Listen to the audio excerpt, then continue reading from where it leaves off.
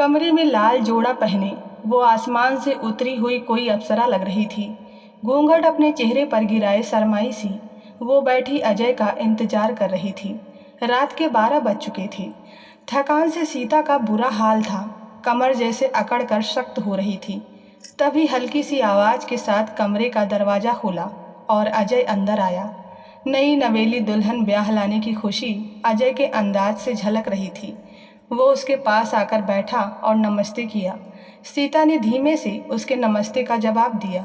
हजारों अंदेशे उसके दिल में आ रहे थे, क्योंकि वो बहुत गरीब परिवार की लड़की थी और अजय एक अमीर परिवार से संबंध रखता था। न जाने कैसे अजय की माँ को सीता भा गई।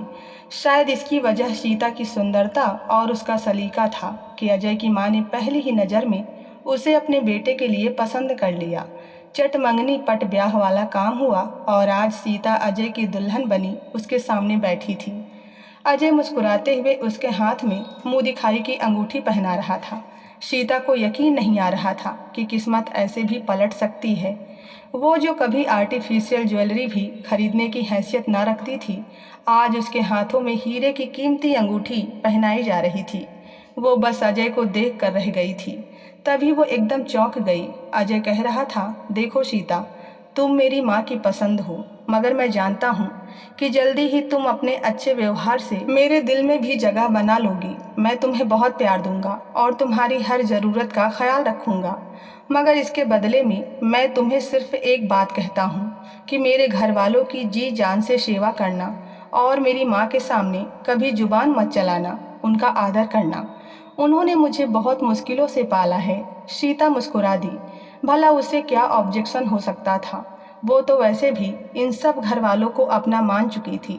शादी का अगला दिन बहुत अच्छा गुजरा। सीता भी किस्मत के पलटने पर बहुत हैरान थी। वो कुछ दिन खुशी के झूले में झूलते हुए गुजरे और अजय का जॉब पर वापस जाने का समय आ गया। वो बड़े शहर में काम करता था और शादी की छुट्टी के सिलसिले में गांव आया हुआ था। सीता बहुत उदास थी, मगर उसने दिल पर पत्थर रख लिया। उसने सोचा, अजय चला जाएगा तो क्या हुआ, आखिर ये सब भी तो मेरे अपने ही हैं। अजय की माँ का व्यवहार सीता के साथ बहुत अच्छा था। वो बहुत प्यार से उससे बात करती थी, मगर सीता को एक चीज़ समझ में नहीं आई कि जब भी अजय कभी आसपास नहीं होता तो उसकी सास उसे चुभती हुई नज़रों से घूरती रहती। सीता को लगा कि ये उसका वहम है। अजय सीता से बहुत सारे वादे करके चला गया और वो अपने उदास दिल के साथ अकेली रह गई। मगर वो नहीं जानती थी कि उसकी ज़िंदगी में कैसी मुसीबत आने वाली है। अजय की बहन किंजल का रिश्ता तय हो रहा था। आए दिन उसके ससुराल वाले आए हुए होते थे। आज अजय के जाने के बाद वो पहली बार आ रहे थे। सुबह सीता भी अपने कमरे में सो रही थी जब अचानक जोरदार आवाज़ के साथ दरवाज़ा खुला। उठ जाओ मैडम, कब तक अपनी नींदें पूरी करनी है? सारा दिन बिस्तर तोड़ते हुए ही गुजारोगी क्या? किंजल के ससुराल वाले आ रहे हैं, उठकर उनके लिए कुछ खाने पीने का इंतजाम करो। मेरे बेटे को तो भगा दिया है, अब हम बेचारों को तो किसी तरह रहना ही है। जल्दी से किचन में आओ। सीता ने हैरानी से उठकर देखा तो ये उसकी सास थी। उसे उनके व्यवहार पर बहुत हैरत हुई, मगर उसने कुछ न कहा। खामोशी से हाथ मुंह धोकर किचन में आ गई। अभी सुबह के 8 बजे थे। सास ने उसे सारे घर वालों के लिए नाश्ता बनाने का आदेश दे दिया। वो खामोशी से नाश्ता बनाने लगी। सब घर वाले तो अभी मज़े से सो रहे थे। उसने सबके लिए पराठे बनाए, आलू की सब्जी और चाय बनाई और फिर जाकर देखा तो अभी तक सबके सब सो रहे थे। उसने आगे बढ़कर अपनी नंद को हिलाया, उठो किंजल, उठकर नाश्ता कर लो, मैंने बना दिया है। किंजल जो अभी गहरी नींद में थी, उसका हाथ एकदम झटक कर बोली, बना दिया है तो कोई एहसान नहीं किया, उठकर कर लेंगे नाश्ता, अब सर मत खाओ और सोने दो। सीता शर्मिंदा सी होकर रह गई और खामोशी से उनके कमरे से बाहर निकल आई। उसने अपनी सास को ढूंढना चाहा और ये देखकर हैरान रह गई कि सास भी एसी वाले कमरे में सुकून से सो रही थी। वो खामोशी से ड्राइंग रूम में आकर बैठ गई। घर के सारे लोग 11:30 बजे जागे। अनीता ने खामोशी से सबको नाश्ता सर्व किया। उसकी नंद ने हॉट पॉट से पराठे निकालकर खाना शुरू किया तो मुंह बनाने लगी। मम्मी ये क्या है? ठंडे हो रहे पराठे दांतों से चबाए भी नहीं जा सकते। किंजल दूसरा पराठा खाते हुए बोली। तभी सीता के ससुर बोले, मुझे तो ताज़ा रोटी बना कर दो, मुझसे तो ये ठंडे पराठे नहीं खाए जाते और ना ही मैंने कभी खाए हैं। एक एक करके सारे लोग शुरू हो गए। सीता खामोशी से उठी और सबके लिए दोबारा नाश्ता बनाने लगी। सब डाइनिंग टेबल के आसपास बैठे लगातार चीख पुकार करते रहे, मगर कोई उठकर उसकी मदद के लिए नहीं आया। घर में सीता को मिलाकर कुल 10 लोग थे। अजय की बड़ी बहन शादीशुदा थी। वो अपने 4 बच्चों के साथ मायके में ही रहती थी। उसका पति विदेश में काम करता था। सीता को हैरत होती कि उसके आने से पहले आखिर घर का काम कौन करता था। साफ सफाई के लिए एक काम वाली आया करती थी, मगर जैसे ही सीता ने घर के कामों को अपने हाथ में लिया, सास ने काम वाली की छुट्टी कर दी और वह काम भी सीता से करवाने लगी। सब एसी वाले कमरे में लेटे बस फरमाइशी करते रहते। वो पका पका कर बेहाल हो जाती तो सबको जाकर बता देती और सब उसके ऊपर एहसान करते हुए एसी वाले कमरे से बाहर निकलते और डाइनिंग टेबल पर बैठकर खाना खाते। खाने के बाद सब बर्तन वहीं डाइनिंग टेबल पर छोड़कर फिर से एसी वाले कमरे में जा घुसते। कोई मूवी लगा लेता, कोई आपस में बातें करने लगता और कोई दोबारा से सो जाता। सीता बेचारी फिर से गंदे बर्तन धोने में लग जाती। इन्हीं दिनों सीता की तबीयत बहुत खराब रहने लगी। सुबह उठती तो उल्टी से उसका बुरा हाल होता। किचन में काम करने के दौरान कई बार वो उल्टियाँ करती।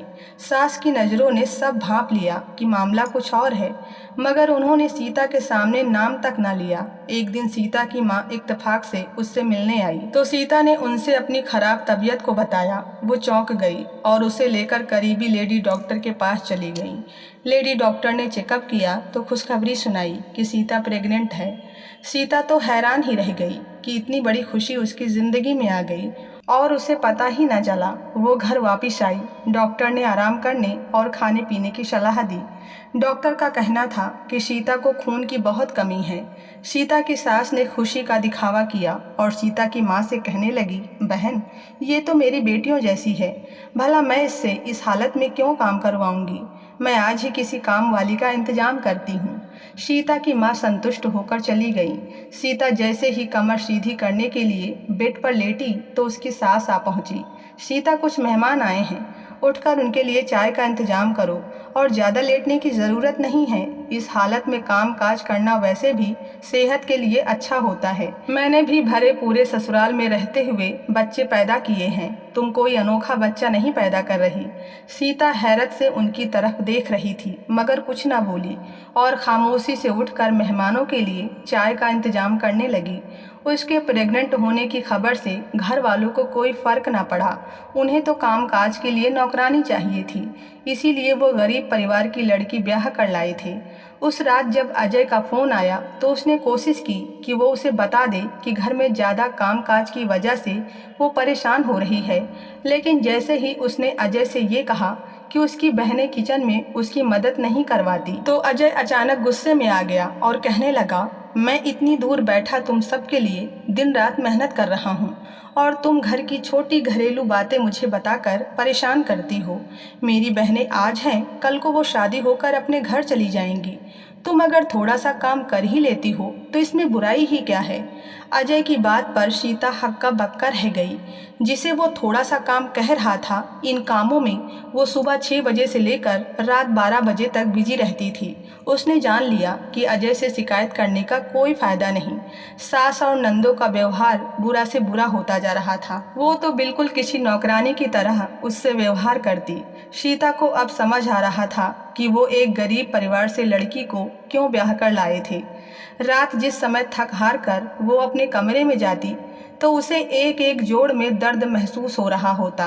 इस दौरान उसे ख्याल ही न रहता कि उसे अजय से फ़ोन पर बात करनी है। फ़ोन उठाती तो अजय की कई मिस कॉल्स आई हुई होती। वो उसे बैक कॉल करती तो अजय फ़ोन उठाकर कहता कि तुम्हारे पास इतना भी टाइम नहीं कि 2 घड़ी मुझसे बात ही कर लो। मैं तुम्हारे आराम की खातिर ही यहाँ पर रह रहा हूँ, मगर लगता है कि तुम्हें मुझ में कोई इंटरेस्ट ही नहीं है।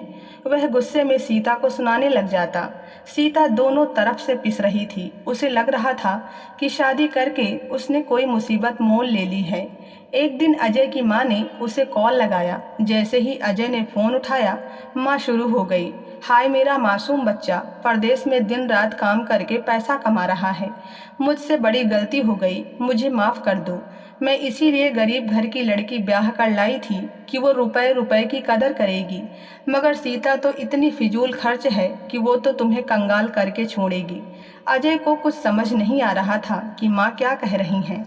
तभी उसने कहा, मम्मी हुआ क्या है, बताएं तो सही, क्या कर दिया सीता ने। माँ कहने लगी, करना क्या है बेटा, सारा दिन एसी चलाकर कमरे में पड़ी रहती है। अगर मैं कुछ कहती हूँ तो रोने लग जाती है कि मैं प्रेग्नेंट हूँ, मुझसे कोई काम नहीं होता और गर्मी ज़्यादा लगती है। उसकी हालत की वजह से मैं भी ज़्यादा सख्ती नहीं करती, मगर सच तो ये है कि दिन रात एसी चलाने की वजह से लाइट का बिल 15,000 आ गया है। तुम्हारे पापा के पास तो पैसे हैं ही नहीं, तुम्ही को पैसे भेजने पड़ेंगे। बिल की बात सुनते ही अजय के होश उड़कर रह गए, लेकिन वो अब कर क्या सकता था। उसने माँ को तसल्ली दी कि वो पैसे भेज देगा, मगर उसके दिल में सीता के खिलाफ एक गांठ सी लग गई। अगले दिन जब सुबह सुबह घर में सीता के सिवा सारे लोग सो रहे थे तो बड़ी नंद के ससुराल वाले आ गए। सीता ने जाकर सबको उठाया तो सूजी हुई आंखों के साथ सब उठ गए। सास ने उसे हुक्म दिया कि सारे काम छोड़ो, पहले अच्छा सा हलवा पूड़ी बनाओ। उस दिन सीता को सुबह से ही चक्कर आ रहे थे, मगर वो चुपचाप से किचन में जाकर खड़ी हो गई और पूड़ियाँ बनाने लगी। तेज गर्मी थी और पसीना टपक रहा था। तभी ना जाने उसे क्या हुआ, अचानक उसे जोर का चक्कर आया और वो बेहोश होकर जमीन पर जा गिरी। धड़ाम की आवाज़ सुनकर ड्राइंग रूम में बैठे सब लोग किचन की तरफ दौड़े। वहाँ सीता जमीन पर बेसुध पड़ी थी। उसके आसपास खून का एक तालाब सा बना हुआ था। सीता की सास के होश उड़ गए। उन्हें यकीन हो गया कि जब अजय को पता चलेगा कि सीता का बच्चा गिर गया है तो वो बहुत गुस्सा करेगा। उन्हें सीता को अस्पताल ले जाने से ज़्यादा अपने झूठ के पकड़े जाने की चिंता थी। किंजल की होने वाली सास ने शोर मचाकर सीता को अस्पताल पहुंचा दिया। जब उसकी आंख खुली तो उसे पता चला कि उसका बच्चा दुनिया में आने से पहले ही जा चुका है, तो उस पर दुख का पहाड़ टूट पड़ा। मगर वो नहीं जानती थी कि उसके खिलाफ एक और साजिश तैयार है। उसी शाम सास ने उसकी अस्पताल से छुट्टी करवा ली और उसे घर ले आई। सीता के घर वाले आए तो सीता ने उन्हें कोई बात नहीं बताई, बल्कि उन्हें टाल दिया कि मैं सीढ़ियों से गिर गई थी, इसीलिए बच्चा गिर गया। उसकी आंखें बार बार आंसुओं से भर जाती थीं। घर वाले जा चुकी थी। सीता की सास ने एक बार फिर उससे चाय बनाने की फरमाइश कर दी, बगैर इस बात का एहसास किए कि अभी अभी वो अस्पताल से घर आई है। सीता को बहुत दर्द था, मगर इसके बाद भी वो हिम्मत करके उठी और किचन में जा खड़ी हुई। वो जानती थी कि इस घर में उसकी कोई हैसियत नहीं, उसका पति उसकी बात पर विश्वास नहीं करता और यहाँ जो लोग थे उन्हें बहू नहीं नौकरानी चाहिए थी। सीता की सास ने अजय को फ़ोन करके बता दिया कि सीता अभी बच्चा पैदा करना नहीं चाहती, इसीलिए जाकर अबॉर्शन करवा आई है। अजय का खून खौल उठा। उसका दिल चाहा कि अभी और इसी समय जाकर सीता का गला घोंट दे। उसने बगैर कुछ कहे फ़ोन रख दिया। सीता की सास संतुष्ट हो गई कि अजय को सच्चाई पता नहीं चली, मगर दूसरी तरफ अजय ने अपना उसी दिन का टिकट करवा लिया। सारे काम छोड़कर वो अगले दिन गांव आ पहुंचा। उसका इरादा था कि जाते ही सीता को तलाक देकर अपनी ज़िंदगी से निकाल देगा, बगैर किसी को बताए। कड़कती दोपहर के समय वो घर का दरवाज़ा खोलकर अंदर आया।